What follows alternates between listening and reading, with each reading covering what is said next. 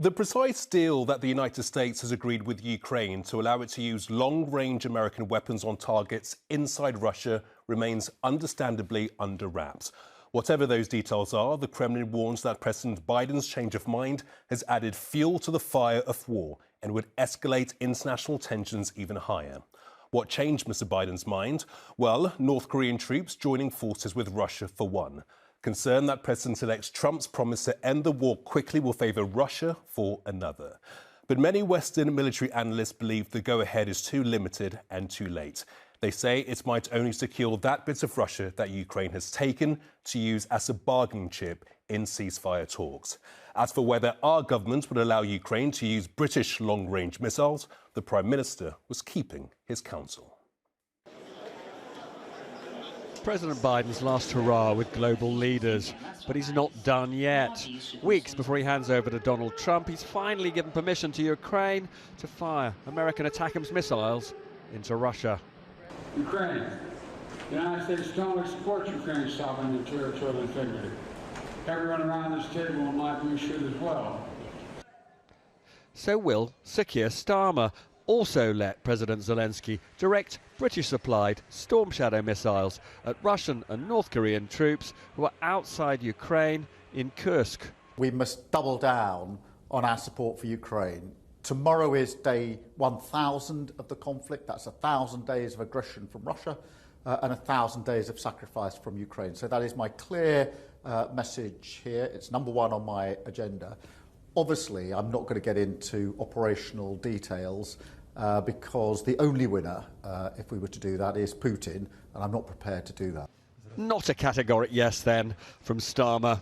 As for President Putin, he stayed away from Rio, perhaps fearful of being arrested. He hasn't responded to Biden's increased military support for Kyiv, but his spokesman said America is adding fuel to the fire and escalating tensions.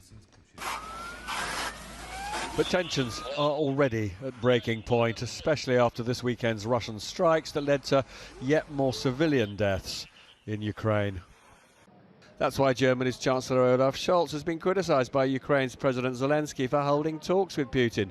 Today, Scholz insisted talking to Putin had been the right thing to do. He'd informed Russia's leader he must end the war. But Germany wouldn't be sending its long-range Taurus missiles to Ukraine.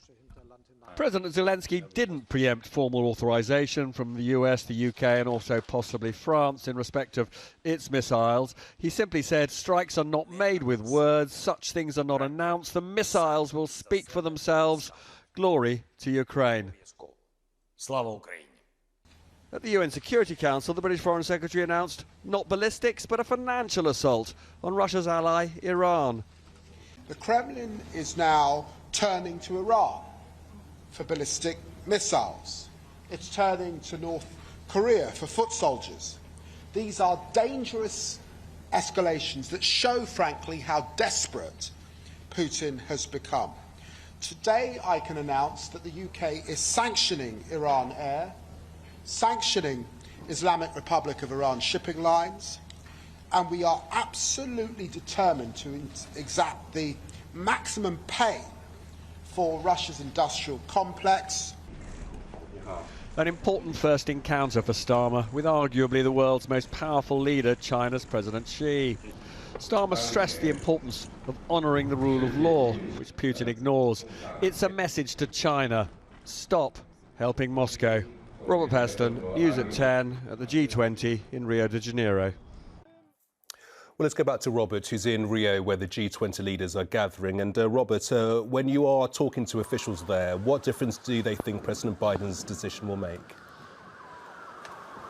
So, look, just to be clear, we have Keir Starmer talking repeatedly about doubling down on support for Ukraine, about making it impossible for Putin to win. But when I talk privately to ministers, officials, security sources, they all accept that, frankly, the game is up, that what they call a dirty deal is now coming because of the election of Donald Trump. There will be peace talks. They talk about this as an absolute. So the point of supplying these missiles, and obviously you got some of this earlier from Dan and John, is to help Ukraine retain at least part of the Russian territory that it seized in Kursk as a bargaining chip, because it will be a bargain. There are two big issues. One is how much territory will Putin be allowed to keep? And secondly, what kind of independence, what kind of state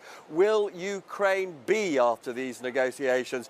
At risk is that it would be allowed in these sorts of talks to have any kind of military capability. So the stakes incredibly high, and that is why at this last moment before Biden takes office, we are seeing this dramatic escalation in the use of Western-made missiles.